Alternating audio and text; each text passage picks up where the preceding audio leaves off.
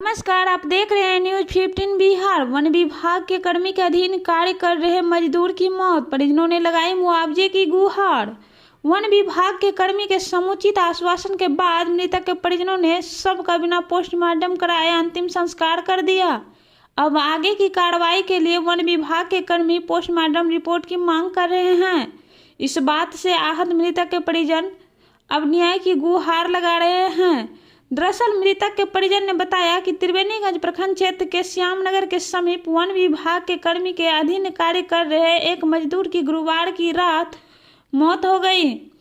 मृतक पवन सादा पीपरा प्रखंड के रामपुर पंचायत के निवासी थे। मृतक के परिजन का कहना है कि पवन सादा की मौत के बाद विभागीय कर्मी के आश्वासन के बाद कि विभाग द्वारा आगे की प्रक्रिया अंतिम संस्कार के बाद की जाएगी। मृतक का अंत्येष्टि कर दिया गया, जिसके बाद परिजन आज पिपरा स्थित वन विभाग के स्थानीय पौधशाला परिसर पहुंचे, जहां मौजूद वन विभाग के कर्मी से मुआवजे की प्रक्रिया शुरू करने की गुहार लगाई है। परिजनों का आरोप है कि गुरुवार की रात करीब 7 बजे वन विभाग द्वारा करवाए जा रहे कार्य के दौरान रामपुर निवासी पवन सादा के सीने में दर्द हुआ और उसके बाद उसे अस्पताल ले जाने के दौरान उसकी मौत हो गई। घटना की सूचना स्थानीय वन विभाग के कर्मी और अधिकारी को दिया गया, जिसके बाद वन विभाग के एक कर्मी द्वारा कहा गया कि तत्काल शव का अंतिम संस्कार कर दिया जाए, उसके बाद आगे की कार्रवाई की जाएगी। जिसके बाद मृतक के परिजन ने शव का बिना पोस्टमार्टम कराए अंतिम संस्कार कर दिए। इधर आगे की कार्रवाई शुरू होने की आशा के साथ आज मृतक के परिजन पीपरा स्थित वन विभाग के स्थानीय पौधशाला परिसर पहुंचे, जहां परिजनों ने मौजूद वन विभाग के कर्मी राशि प्रकाश से मुआवजे की प्रक्रिया शुरू करने की गुहार लगाई, तो मौजूद वन विभाग के कर्मी यह कहकर बात को टाल दिया कि मृतक का पोस्टमार्टम रिपोर्ट चाहिए। जाहिर सी बात है कि पहले वन विभाग के उसी कर्मी द्वारा बिना पोस्टमार्टम कराए शव का अंतिम संस्कार करने के लिए कहा गया और अब पोस्टमार्टम रिपोर्ट लाने की बात कर रहे हैं। इस बात से नाराज मृतक के परिजन ने मौजूद वन विभाग के कर्मी से मुआवजे की प्रक्रिया शुरू करने की गुहार लगा रहे हैं।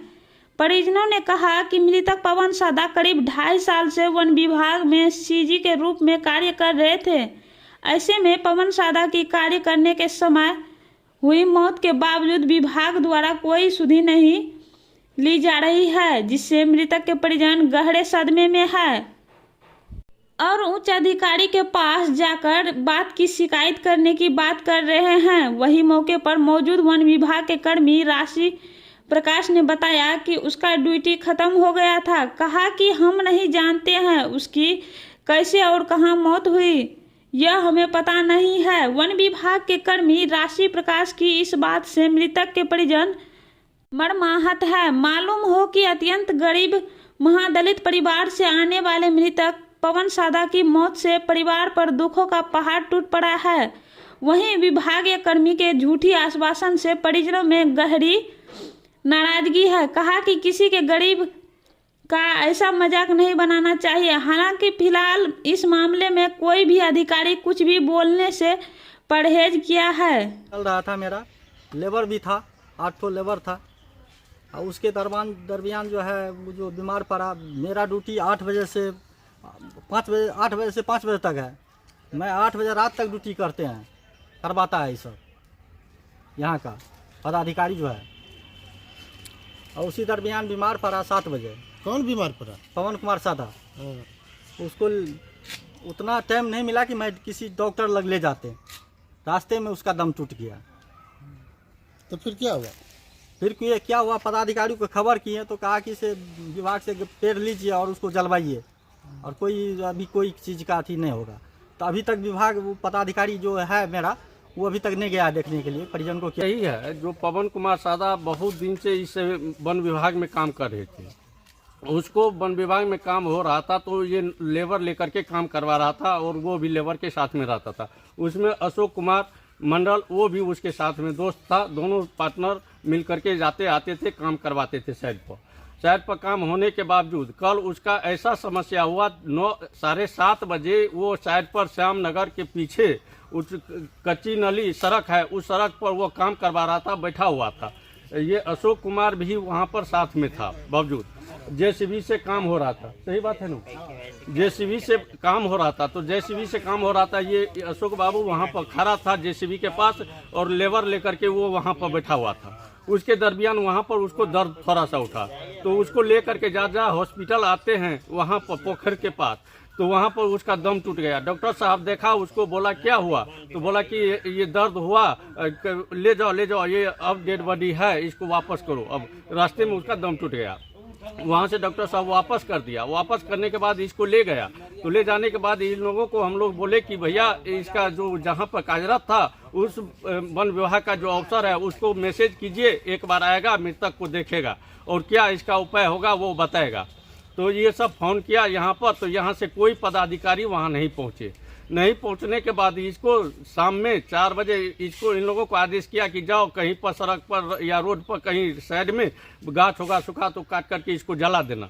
तो ये सब गाछ कटवा करके जलवा दिया।